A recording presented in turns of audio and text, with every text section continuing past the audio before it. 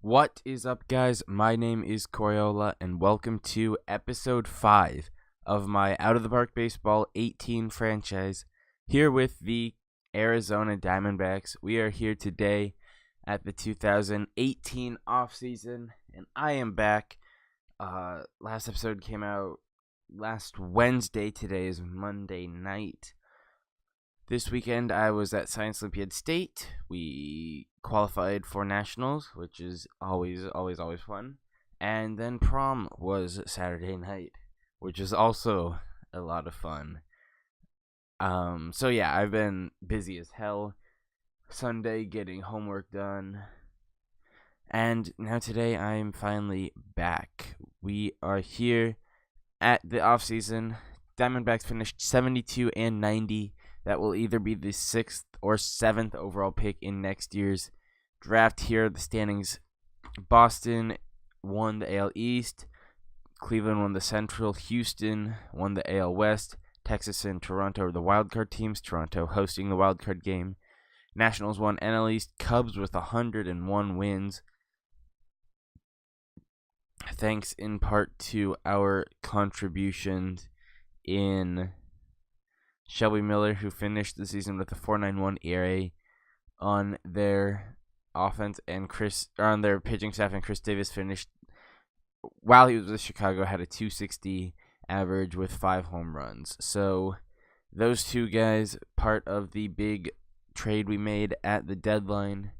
They will be playing on the 101 win Cubs, who aren't even the 1 seed. Our division rival Dodgers won 104 games. Mets Giants are the wild card matchup. So our team wasn't too bad. We kind of fell off at the end of the season. Pitching staff: Greinke 367, 159 innings pitched. Bradley 542. Taijuan Walker, probably our best pitcher this year, 200 innings pitched. 3.92 ERA. Robbie Ray had a 4.57, and Anthony Banda had a pretty nice season. 2.5 wins above replacement, 3.94 ERA, and 144 innings pitched. In the bullpen, Brian Boxberger ended up not being a good acquisition. Had a 6.16 ERA. He will not be coming back. Jake Barrett had a 3.28. Munson 5.10. Jared Miller, when we called him up, had a 4.82. Randall Delgado had 4.87. He's probably not coming back. Caleb Fleck had a 1.93 and just 9 innings pitched. Chafin had a 3.97. Shipley, in 99 innings pitched, had a 4.64 ERA. And Zack Godley had a 3.50 ERA in 54 innings pitched. So, offensively, Pollock 2.74. That extension we gave him looking pretty nice now. 4.1 wins above replacement, 18 home runs. Vargas hit 254, Goldschmidt 278, 33 home runs. So lower average, but better on base and better home runs this year. Jake Lamb 264, 20 home runs. Peralta, after coming back off the disabled list, 262, 4 home runs. Oscar Hernandez 273, 23 home runs.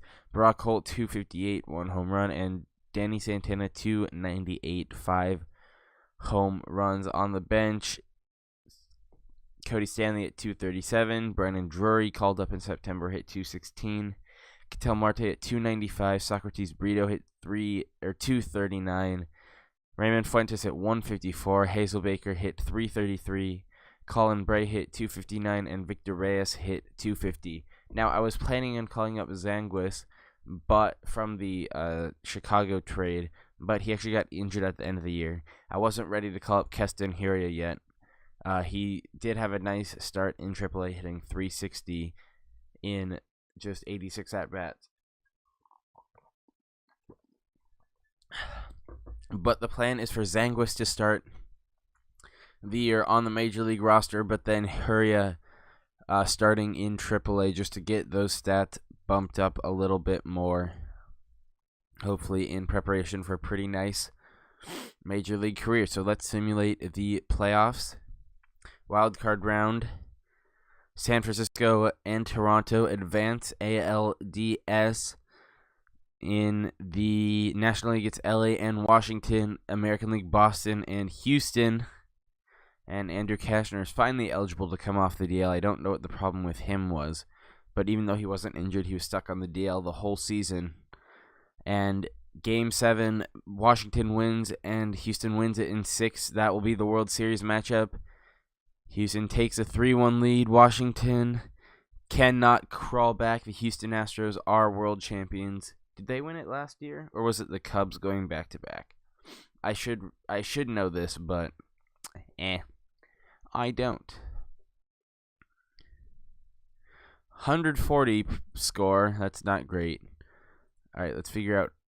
I should remember who won the World Series. So Houston, this year's champions, won 97 games in the regular season. That is only tied for third best in baseball as far as record goes. They did not win it last year. I think it was the Cubs. Yeah, the Cubs won back-to-back and then were a AL something NLDS exit. So we have some decisions to make. Paul Goldschmidt has an option for $14.5 million. We will without a doubt execute that option. Andrew Cashner will not be making $5.3 million this year. He did not throw a pitch for us. Or he did. He actually did throw 5 2/3 innings.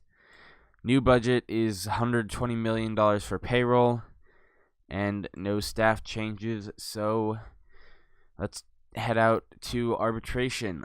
We have a lot of guys there this year. Brad Boxberger will be non-tendering. He had negative 1.2 wins above replacement.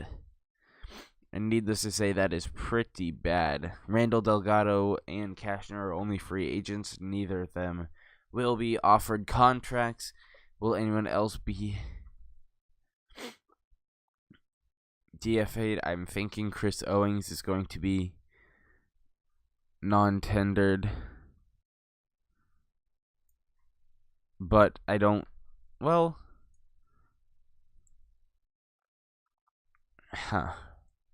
Here's the thing. I like his versatility as a backup. And he's not that expensive. And we have not a lot of money to deal with. So we're going to have to free up some money somehow if we want to be active during free agency. But let's start going through and offering guys contracts. Archie Bradley. We'll try to shave like $100,000 off of each of them. That might be a bit much. But Robbie Ray, we'll go see if we can save $50,000. He's cool with that.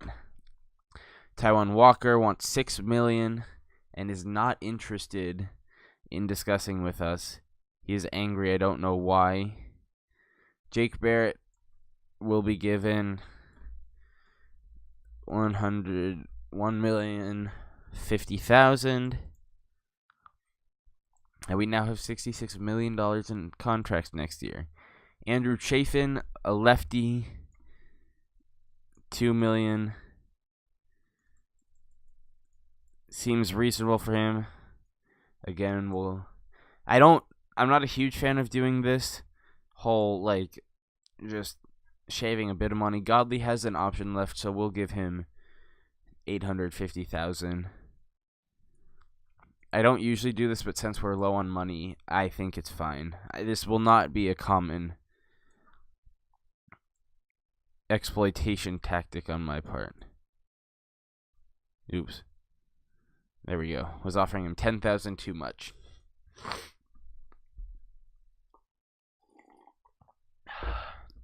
Jake Lamb. Don't really think I want him on a long-term deal. Just quite yet. And then we'll bring back both Ahmed and Owings. Ahmed is not interested in discussing, so we will go to arbitration with him. And Chris Owings. You have to take a bit less money than you wanted. And Brock Holt, we will bring back. Good utility player, although we'll see if we can get him for 2.6. Which we can. All right. So let's go to the start of awards. Let's go through those, and then I'm going to cut out and look to free up some money potentially. Because I always think it's nice to be able to spend money in the offseason. And if we can't, we can't. But I am going to do the negotiations, or at least a trade, looking for a trade partner off screen. And I don't like it when people don't all sign on the same day because it makes me not able to skip nicely. Kershaw signs an extension with the Dodgers for 4 years worth $140 million. All right, Gold Gloves. Here's American League. He's a stud. National League, no Diamondbacks. Andrew Miller is the American League Reliever of the Year, and A.J. Ramos is the National League Reliever of the Year. Silver Sluggers in the American League look as follows. Francisco Mejia had a crazy good, was that his rookie season? I think so. I don't think he had enough plate appearances to qualify to not be a rookie last year. And National League, also no Diamondbacks. Bryce Harper had 12.0 win above replacement. Corey Seager had 8. That is ridiculous. Man, Seager would be hands down MVP in any other year except for Harper had such an amazing season. Mejia does win Rookie of the Year in the American League. National League goes to Cody Bellinger, the Dodgers' first baseman of the future. Houston's A.J. Finch is the manager of the year, and Dave Roberts of the Dodgers is the National League manager of the year. Cy Young in the American League goes to Yohander Mendez, who was second in Rookie of the Year.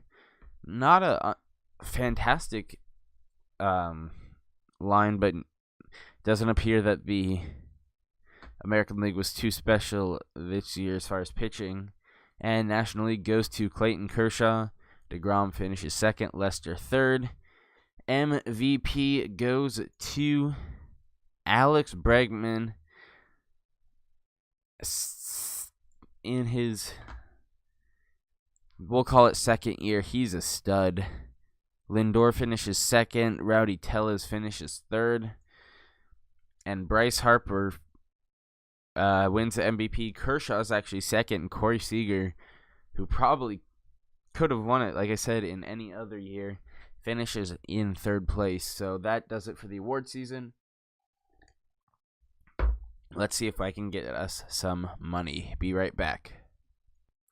All right, I've got a deal here with the Boston Red Sox that would send Zack Greinke to the American League East champions, along with 3 minor league starting pitchers. Only one of them has potential according to either OSA or Head Scout, and that's Taylor Clark. He's 25 years old, and I definitely think the guy we're getting back is going to be better than him. And then Ketel Marte was another throw-in.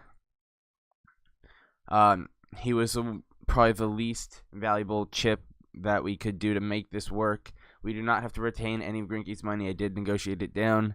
And we are getting back Jason Groom, a first-round pick not from my hometown. I'm thinking of Joey Wentz. I don't know why I thought of him for a second. And then Kevin Smith, a 2018 first-round pick at shortstop, who's got pretty good potential according to both Theo Epstein and the OSA ratings.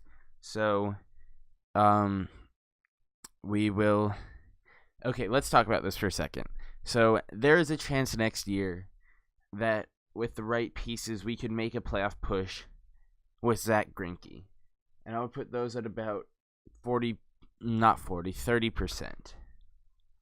And that would be awesome. But what's more realistic is that even after next season, we'd be stuck with his massive contract for 3 more years. His rating would continue to go down.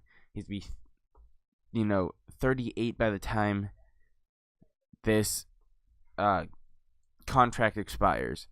And so I think getting 2 really good prospects for him while we can. And just out of curiosity, no, we need Greinke in this to make it work, obviously. But in a more realistic sense, we're getting good value for him now, and really good value for him in the form of Jason Groom, who's one of the top left-handed pitching prospects. And so this way we gain $30 million in money.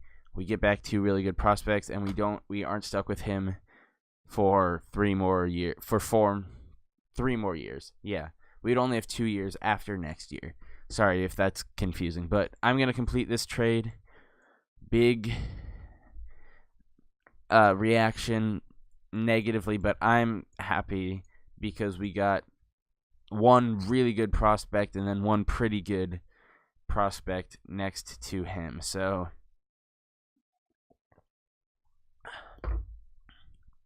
I'll say that worked out pretty well for us.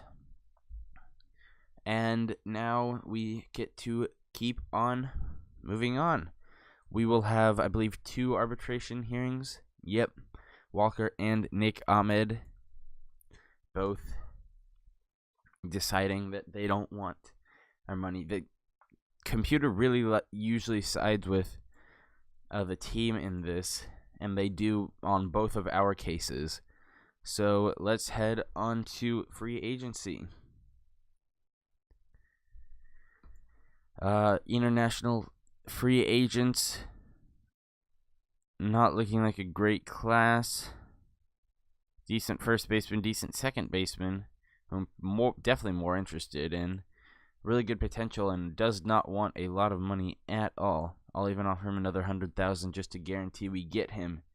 He looks pretty good. And this first baseman does want quite a bit of money. We already have Goldschmidt, and outfielder, no thanks. So let's check out the free agent market.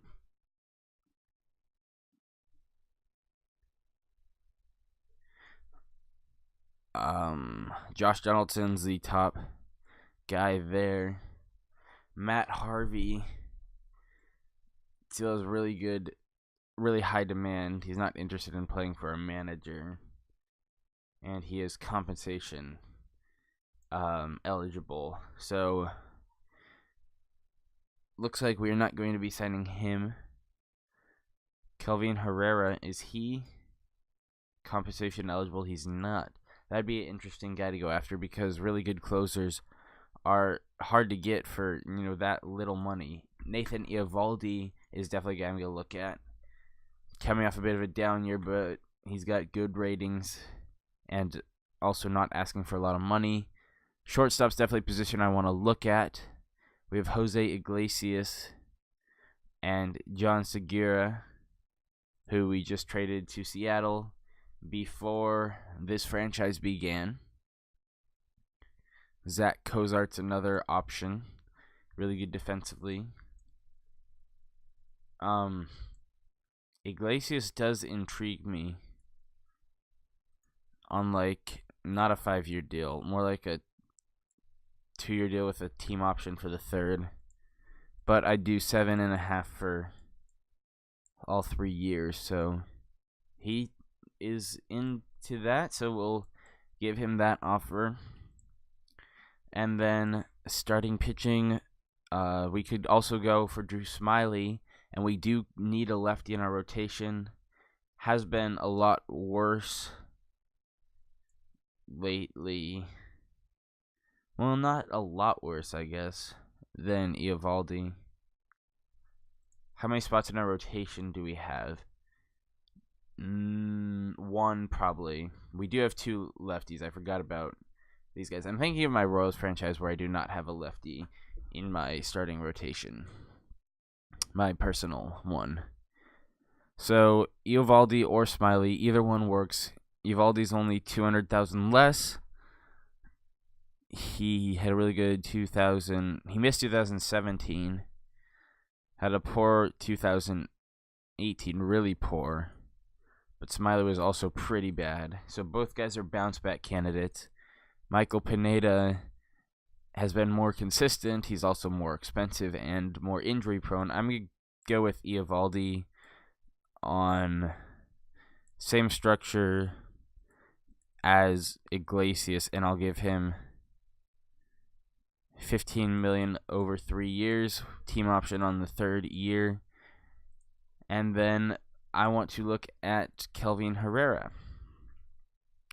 because I think adding a really good back end piece like him, and I'm willing to do 4-year deal, team option for the 4th, no opt out, but I'll make it 13 a year for him, and then we still have 14 million left after that. All right, so those are 3 really good free agents we're going after. Yeah, excuse me. Also in need of a backup catcher. Wellington Castillo used to be a Diamondback. He doesn't want a lot of money. Roberto Perez, former Indian. Really good defensive year in AAA. We could get Devin. No, that's too much money. I would do it for like 1 year, 1.8. Yeah, no. Alright, we'll wait on him. Start simulating up ahead. So yeah, even after the kind of selling move we made, being pretty aggressive here in free agency. I don't know. I think if we're struggling next year, we could trade these guys. I'm not really in the mood to sit back for another 2 or 3 years and just accumulate high picks, because I think that's kind of boring for me and for you guys. And while it would probably be more successful, I just wouldn't enjoy it as much, and I think this makes for a more entertaining series. As we signed Kelvin Herrera right away, I was almost expecting a bidding war on him, but we signed him to a 4-year deal and signed Luis Sierra. All right, let's go to the winter meetings. Sign Jose Iglesias. That's 3 out of 4 right there. And Nathan Eovaldi. So, bang, bang, bang, bang. We get all the guys we want before the winter meetings even start. So, let's go up to the Rule 5 draft. After that, we will do Hall of Fame, then cut out spring training, and get out of here. So, usually off-season episodes take a lot longer than this, but it's been pretty quick so far. All right, let me write down my minor league teams. I did last time, but my room is a disaster, and so I doubt I would be able to find that list even if I looked.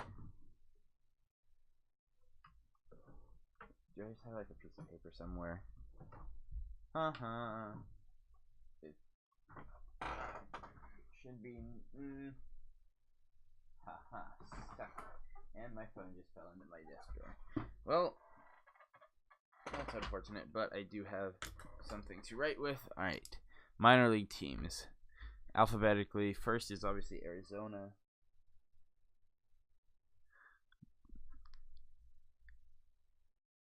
Then Hillsborough. If I really wanted to save time, I would cut this out. Jackson. Kane County.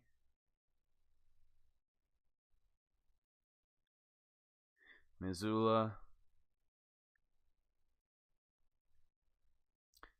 Reno and Visalia. That's who it used to be. I was thinking Jackson didn't used to be their AA team. I was thinking about it last offseason. It used to be, I just lost it. I actually just had it in my head and I lost it. All right, no one from Arizona, no one from Hillsborough. One from Jackson, pretty good catcher, Jose Herrera. Yeah, I'll add him to the 40-man. See if we can get our backup catcher here. Kane County, no. Missoula, no. All right, Reno, we have 2 guys. Jeremy Sherfy and... Sorry if you can hear that car alarm going off in the background. Adam Miller. They're both righties, so I'm not worried about them being taken. And Visalia, we're good on that. So let's go to the Rule 5 draft. We have the 7th pick, so that will be our pick next year, unless someone failed to sign a pick this year. Clint Coulter would be a pretty good backup catcher, although Isaiah Soto is really tempting to take. But we do have a need at backup catcher. He's not very good defensively, which is kind of what I look for in a backup catcher.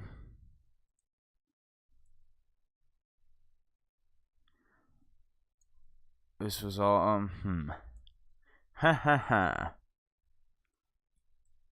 Nope, let me sneeze. Please let me sneeze and don't, lie to me. It's lying to me. My face hates me. Alright. I want to take Isiel Soto, but at the same time, we don't really have a place for him in the outfield. So I think I'm just going to take Clint Coulter as my backup catcher, and that'll be it for the draft. So, yeah. Soto's a good player. We just don't have room in our outfield, especially since Zanguis is going to be on our opening day roster. I left my window open so you can hear that guy dunking behind me. He is a mix between gay, goth, and jock, and it's the strangest thing I've ever seen. But he's a cool guy. Anyway, New Year's, doing the autosave thing. In OOTP 16, that used to always crash, and when I was recording, that would really piss me off. Piss me off. It's from something. I know what it's from. Just a random YouTube video. But, alright, Hall of Fame inductees, and then I will cut out Simulate Spring Training, get back to you guys, go over the 25-man roster, top prospects, and preseason predictions. Any day now. Oh, it did. Oh, it's next week. Okay. This is really late for Hall of Fame inductions. Usually it's much earlier. But the Hall of Fame inductees of the 2019 class, right, are Mariano Rivera, Barry Bonds, almost make it. Todd Helton almost made it. Roger Clemens not as close. Same with Vlad Guerrero, Roy Halladay. Edgar Martinez dropped.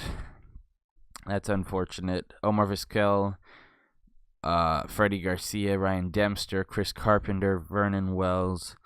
Not a lot of Hall of Fame talent here, but always unfortunate to see guys' chance of making the Hall of Fame just disappear.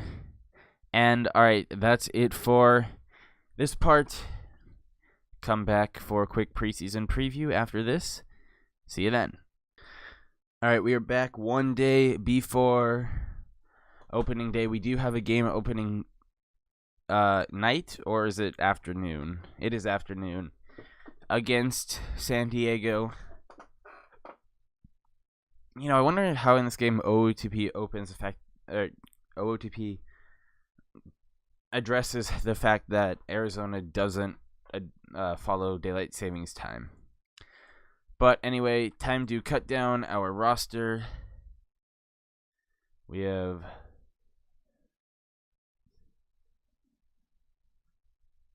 14 pitchers, so we only need to get rid of 2. Godley had a pretty good year last year. Hank Munson could be a bounce back. Bracco's going to go to AAA, whether he likes it or not.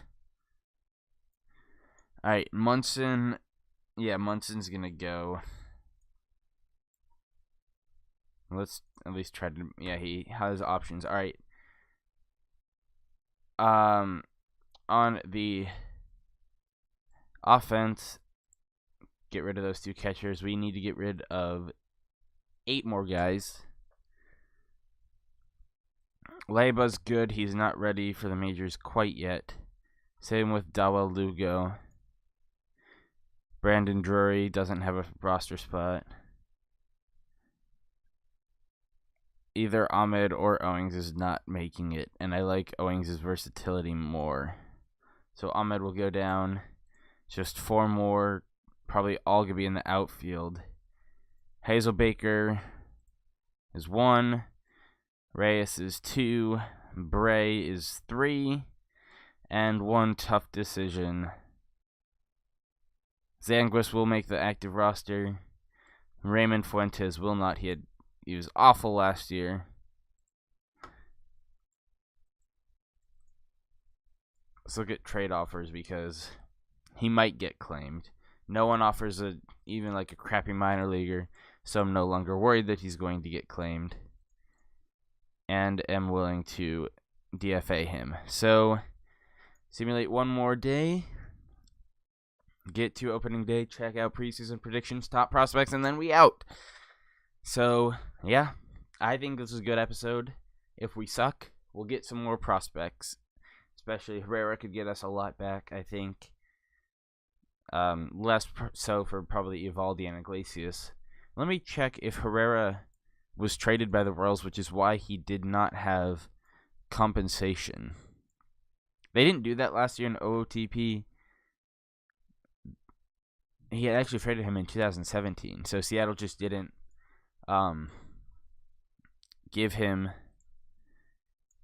a qualifying offer, which worked out for us. The Royals got back not a great return for the Royals. Preseason predictions, we are projected to finish 81 and 81, 4th place in the NL West. No top hitters, no top pitchers. Colin McHugh's projected to be the top pitcher in the American League. No Zack Greinke on that list. But really young list over here. Look at that. Benintendi, Kepler, Bregman, Reed, Lindor.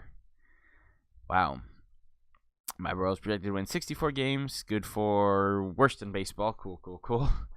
Anyway, looks like we're going to have decent ERA, decent not great offense, but I guess enough to get us to 500. So we'll see how that goes next episode. RJ Bradley will be our opening day starter. I would probably have it be Taijuan Walker, but I don't control that.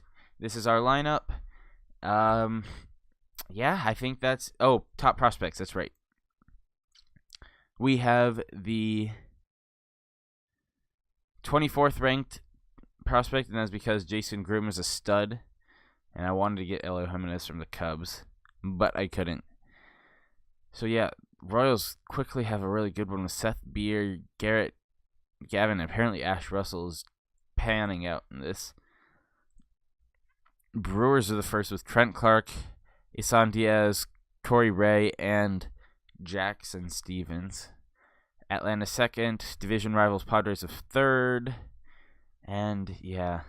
All right, I think that's going to do it for today's episode. I hope you guys did enjoy.